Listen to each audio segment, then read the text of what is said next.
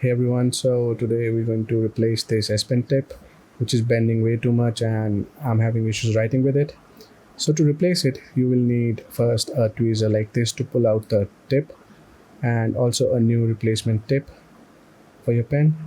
So let's just grab your pen and pull out the tip using the tweezer. It's going to be very easy and come out like this. This is bending way too much, so that's definitely broken. So I'm going to grab the new pen tip now and just put it in by just using my hands. You just have to make sure it's all the way in, and you can check that by seeing if it's bending or not. Now let's check if it's working or not. So here I'm at notes, and